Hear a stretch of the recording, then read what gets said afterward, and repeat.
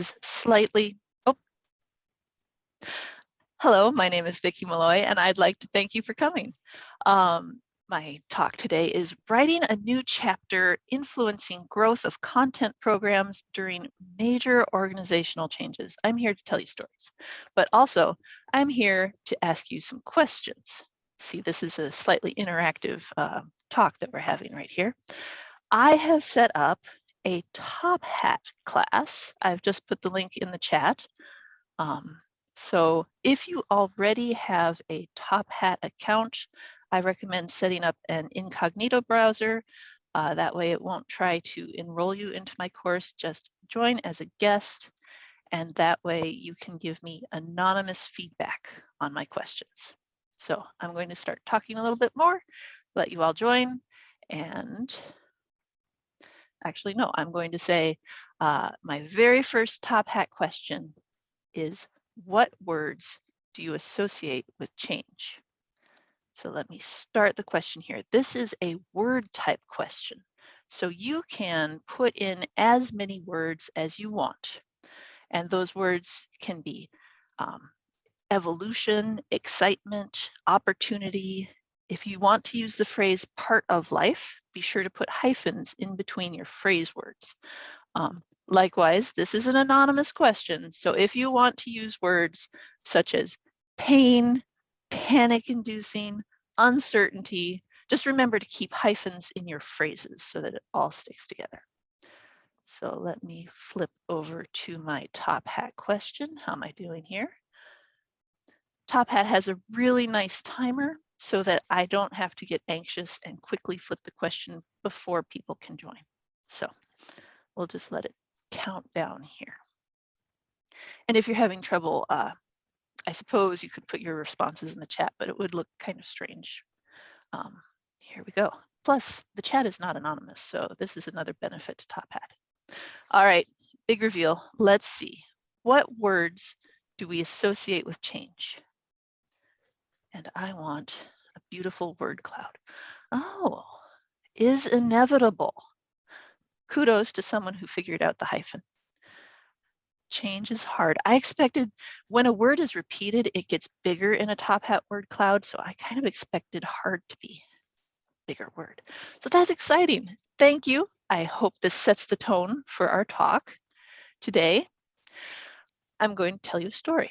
I'm going to tell you a story that had some sudden and unexpected news. But before I can tell you about the impact and this major change that happened, I have to give you some background on our content program. All right, so my name is Vicki Maloy. I'm from the University of Iowa, hence all the black and gold. And I'm in charge of our content e-text program, our inclusive access, our all students acquire program. There's so many different words that you might be using at your campus. And so in 2020, I received a phone call from one of my colleagues that said the university bookstore is being put up for an RFQ. There are a lot of acronyms in my talk because I'm part of ITS. So I will try to explain. RFQ is a request for qualifications. That means if we were to put up the bookstore for sale, would anybody be interested? So that's kind of shocking news to get out of the blue. So I've got a question for you again. How frequently have you experienced major changes in the past 2 years? Let me flip over to my Top Hat show and start the question. Now, this is a multiple choice question, so should be easier cognitively to answer. And if you've joined late, I've just put the link in the class. Now, we have had a lot of change in our world, right? In the past 2 years, I've got a new director. I helped transition my university to teach online remotely. I had a colleague that I lost to cancer. I've had a lot of change in my life. So I just want to know, touch base with you all, create some empathy here. How are you doing? How frequently have you experienced change? So let's see what our responses look like. Very frequently, yes, yes, I understand completely. So let's go back to the slide deck. So I just want to take a breath and say, I want to acknowledge that we are doing a great job here. We've all experienced some change in the past 2 years. Good job, everybody. All right, now I promised you some context. I keep using the words ICON and ICON Direct. So the very first thing I need to explain is ICON is an acronym that stands for Iowa Courses Online. It is what we have branded our local instance of Canvas. And ICON Direct is the name that we have locally branded our initiative for the ordering of e-text content, e-platform content that comes from specific Unison publishers that we deliver to students and faculty. This all students acquire model is something relatively, in the grand scheme of things, new. It's a reaction to book sale trends in the nation. What is really wonderful about the Unison Consortium version of the All Students Acquire program is that it collects the data for the consortium, and that access to the data it's our data. So our consortium guarantees that we have this access. It also gives the textbook cost savings to students, and our instructors actually love the fact that all the content is available to all the students. It's very equitable that way, all on the first day of class. Our instructors don't have to wait for the textbooks to be delivered or for students to make it to the bookstore. While they're interested in the savings, because our instructors do want to make the cost of education lower for our students, they really like that they can just start and dive into their teaching. So what we have would not be possible without Unison. University of Iowa joined Unison as a founding member in December 2014. Our senior leadership visited with over 220 faculty and staff regarding the invitation to join Unison. And the response they got from campus was very positive. Our faculty were very intrigued with the analytics capabilities and the course content, and we had enthusiasm and optimism, and we dove in. The first thing we did was we kicked off our Canvas pilot and we transitioned over to Canvas. And then when that was done, we started with the engaged sponsor team. This was important because it was a real something we could point to and say, this is one of the major benefits of our consortial membership. We got our first pilot sections running in fall 2017. We even had an endorsement from our student government who we kept informed about what we were doing. And they said, yes, keep it up. We support you. One of the major trends on our campus was, in fact, the idea that we need to reduce the cost of attendance for our students.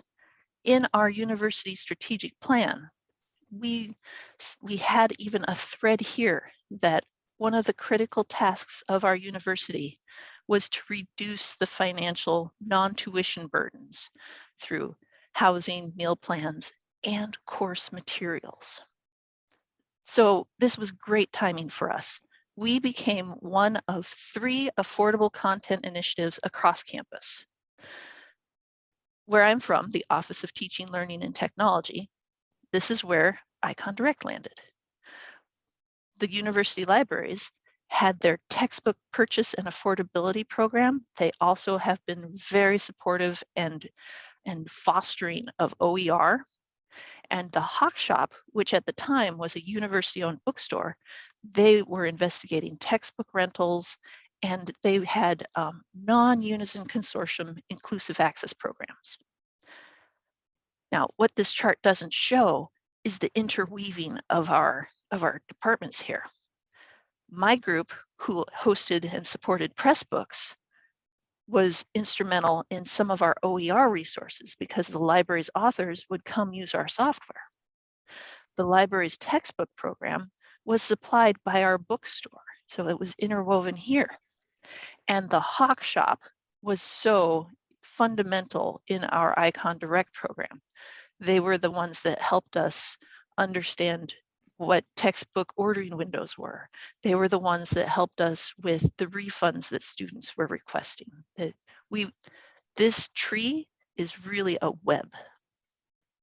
All right, and it worked out. Our student government, as I said, they endorsed us. They passed a resolution, and we've all had the guiding star. Our big arrow is pointing at student success, because when students have the content they need for the courses that they're taking, they have a better chance at positive educational outcomes. All right, now, this is not the only affordable content initiative. This is not the original affordable content initiative. Our students at Iowa have been trying to reduce their bookstore costs since the dawn of the bookstore. Here are just some newspaper clippings. The top one's from 1954. The book exchange discourages book burning. That's from 1959. These are student-run book exchanges that have existed at Iowa.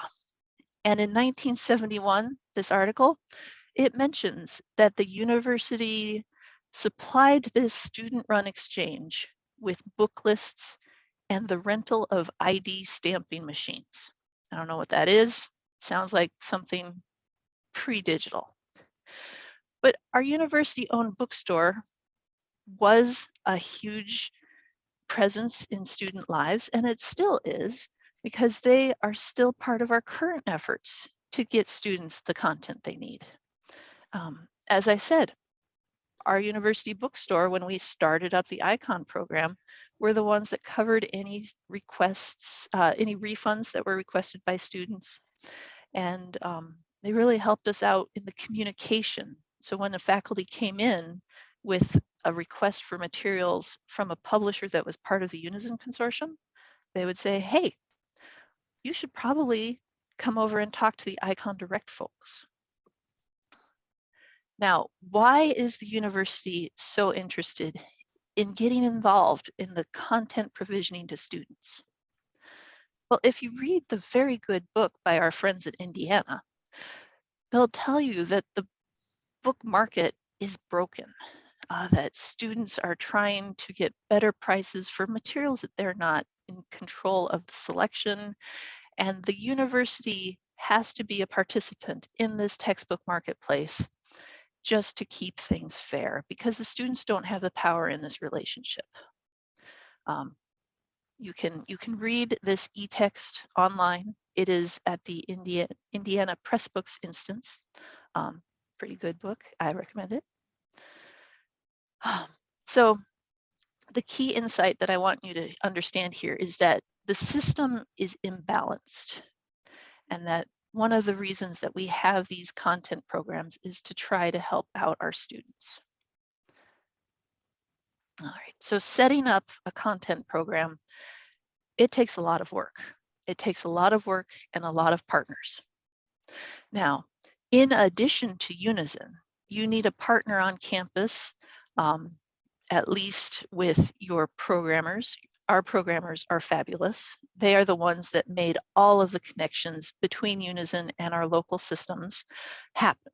And they are the ones that give us the reports, so we have snapshots on what's going on in our program whenever we need it. But we also had partners with the bookstore, with our student union, with the university financial systems, and all across our Office of Teaching, Learning, and Technology. We were able to have workshops with our Center for Teaching to talk about content selection.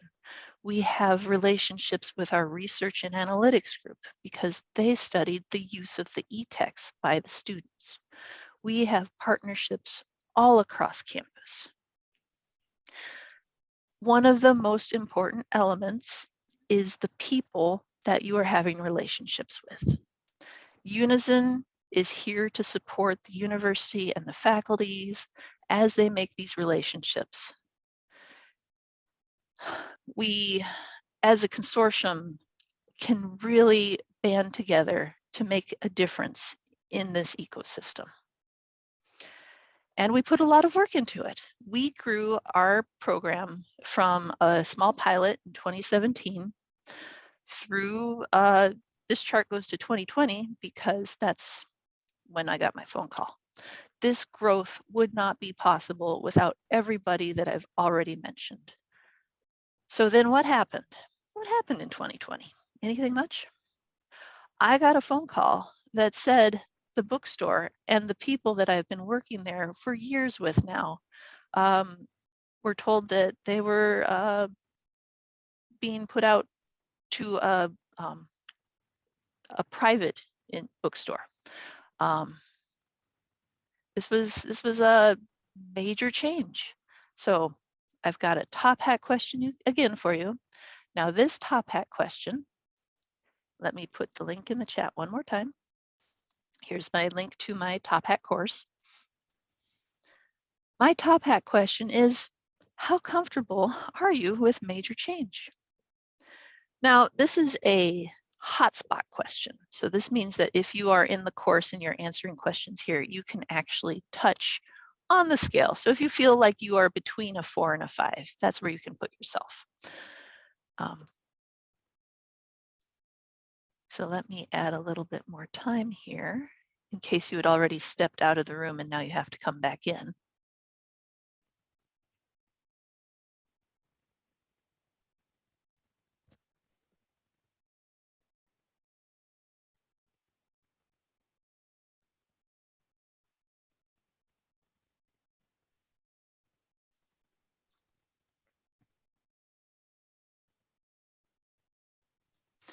All right, and now comes the fun part.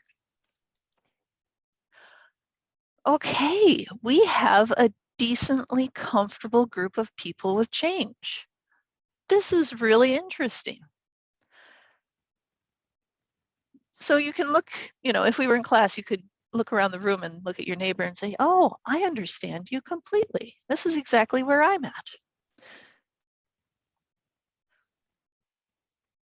And I think this is an important moment to think about, that we have to be comfortable with major changes. If we put our mind back on that word cloud, it is a part of life. It's change is something that we can't stop, but that's okay, because if I were to come back to my PowerPoint, it's okay. Change keeps happening to us. My next slide. Many people use Elizabeth Kubler-Ross's change curve to describe the feelings that people go through, to understand the reactions to significant change or loss. And it's not a linear process. Many people experience similar stages simultaneously. There is no order. Some people think of this as a spiral where they keep folding back and revisiting earlier stages. But I have to say that I think I've felt every different stage in this process of changing our content program from what it was to what it is today. So that's why I chose this graphic, because it has an experiment stage. When it became clear that change was going to be happening, we had to make a decision to be part of that change, to engage in the steps of planning for this change, to think about what were we doing, why were we doing it, and how could we make it better? So, planning for change. We had to change many processes. Yes, we lost a major partner in this affordable content program, but this was an opportunity to improve on the program and to continue to deliver the content to our students. It's an opportunity to grow. It's an opportunity to be resilient, to be flexible, to see this as a chance to make things better. After all, We have seen a report that one of the top skills in growing demand by the World Economic Forum, it's resilience, stress tolerance, and flexibility. Let me tell you, I think we all have a little pat on the back due to us because we are resilient. We have been flexible, and we were able to meet with people across campus, get across our consortium for advice in how to make these changes better. So as we transitioned from the university bookstore to a private bookstore, this is something that my university has actually gone through before. We had a public utility that went to a private utility. So we had people locally who had experience in knowing what to look for. We worked together with our project management office. We got together with the networking teams, the identity management teams, the SIS integration team, even the email team. Everybody came together to work on these changes and implement them. We had people who work at our university to make sure that the students who arrive at the bookstore with their ID card are validated, are verified that they are in fact active students so they can make the charges on their U-bill from the bookstores. That took a lot of technology, a lot of programming. We had to have integrations between the bookstores and our SIS, our student information systems, so that the courses that were being offered were the courses that instructors could put their bookstore orders for. So there were a lot of people working together. And we did. And so part of that was re-envisioning how can we make Icon Direct better? So after the sale happened, we started implementing our changes. And our very first change was to stand independently in the financial systems here at Iowa. As I said, the university had previously been reconciling our invoices, had been covering our refunds, and we had to learn how to do all of that all on our own. I learned so many different financial terms. I learned about feeders and charge types, reconciliers, monthly reviews. I learned that a blanket PO is not fuzzy and it's not warm, but it's very important. So this was all skills that I was able to find help and learning how to navigate the maze of the financial system. Speaking of help, we were able to add a full-time Icon Direct consultant to our staff. This person is so important in making sure that communication is handled, that issues are mediated, that there's someone there to talk to the instructors to explain what the foundations of this program is, that someone is there to answer the emails that come in, that someone is there to help instructors understand that these orders are going to affect every student in your class. It's a central point of contact that it's a liaison for faculty, for students, for publisher friends, for the registrar. And so that's one of the most beneficial changes that we've had. We've also put in a third major change in our program, and that was to add a 5% markup to our Icon Direct cart charges. We looked at what we wanted, which was affordable content to our students. We looked at how can we cover our costs of refunds and additional staff member. And we talked about it with some stakeholders on campus. We talked about it with our faculty and our staff, and it was agreed that 5% was extremely reasonable. Reasonable enough. And if it's too much or too little, we can come back and change it. But the ability to add this markup actually was made possible by Unison because they had to add an entirely new column in their database for us to enact this change.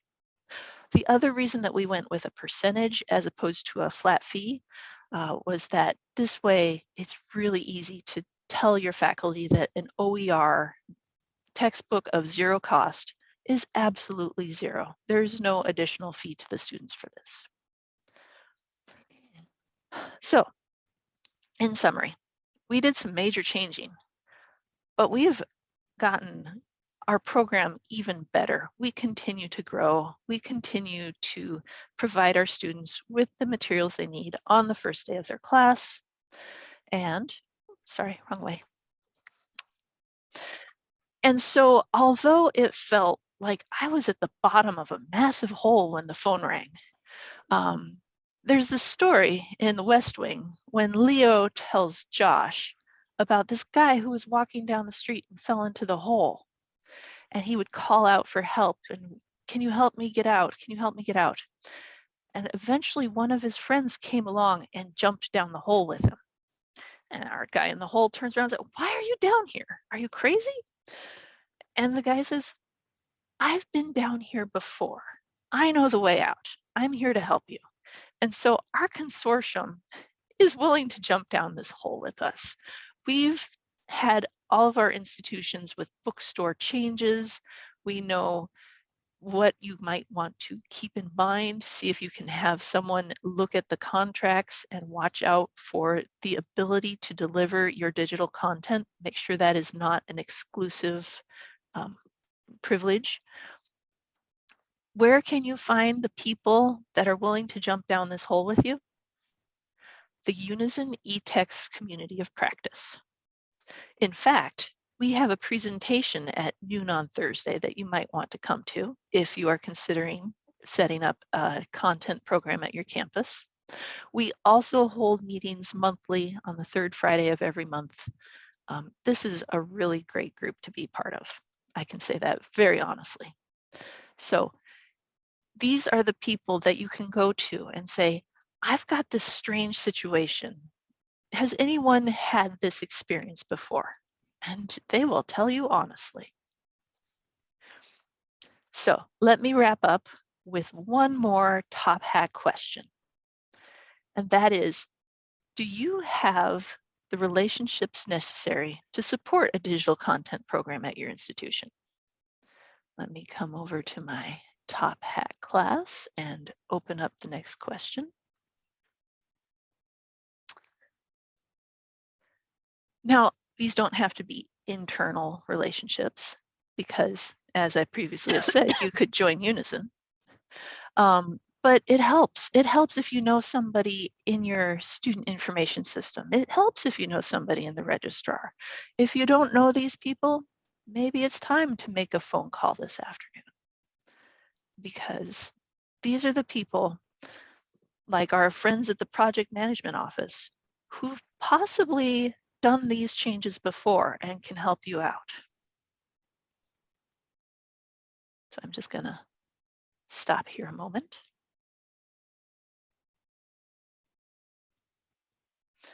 All right, let's see what kind of responses we have. This is the fun part, right? The big reveal. Oh, that's wonderful. Wow, no phone calls happening this afternoon. All right, I have done very well. I have 15 minutes if you all have questions. Otherwise, I suppose you've all skipped lunch to come join me today, and you might want to go grab something else to eat. Does anybody have questions for me? Or anyone want to know more about our upcoming session on Thursday?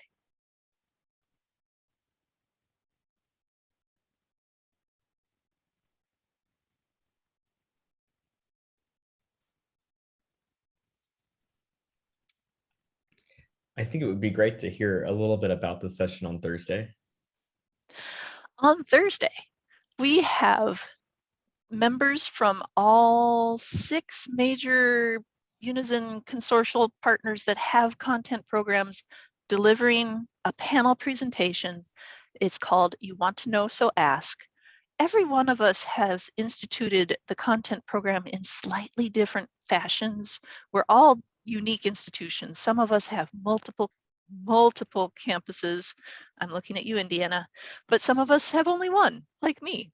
So it makes a real difference on implementation and communication.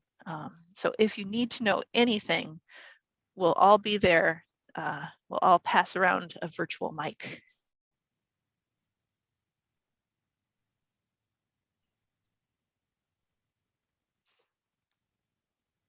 Speaking of virtual mics, I'm Mike. Hi, Mike.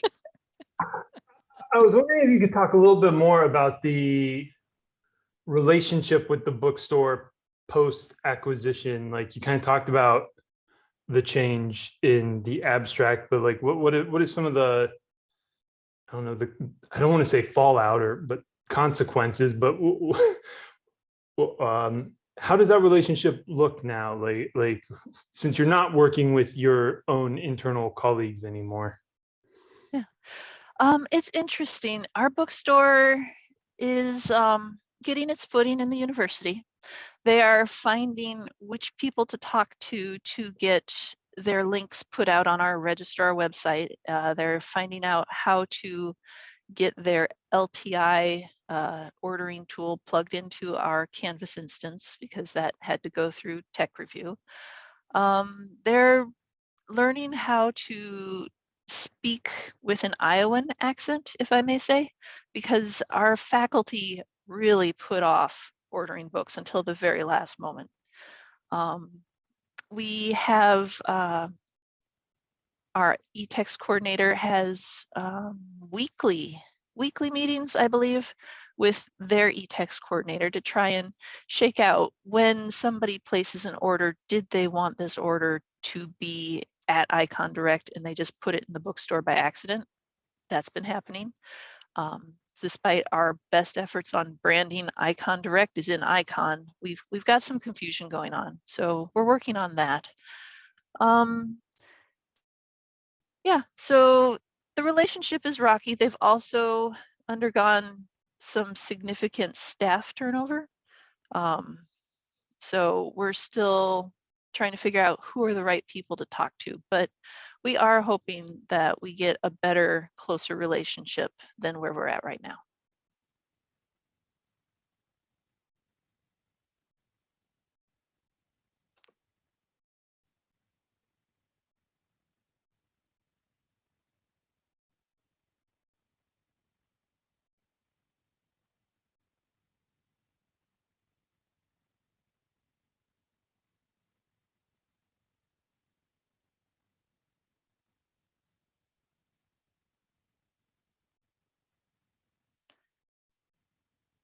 Well,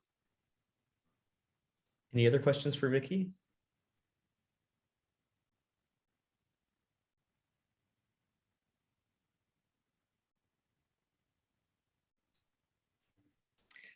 All right. Well, Vicky, thank you so much for your time and for pulling together this presentation. It was really engaging and I learned a lot. And there's a lot of appreciation for the change that's happening on the content side. And kind of being on the Unison side, it's kind of great to see that other perspective. Sometimes I'm heads down in what's happening at Unison. It's great to hear some of the success stories and the successful change stories that's happening at one of our really valued consortium member institutions. So thank you for bringing your experience to us today. Following this presentation, we have a little break until 1:15, in which we have a speed dating with our sponsors, which I don't really know what that means, but that's what's on the schedule. So that's what's coming up. Thank you all. I'm going to stop the recording, but we will be distributing the recording and perhaps slides if Vicky's okay with that following the summit. And we'll be in touch. Thanks everyone for your time.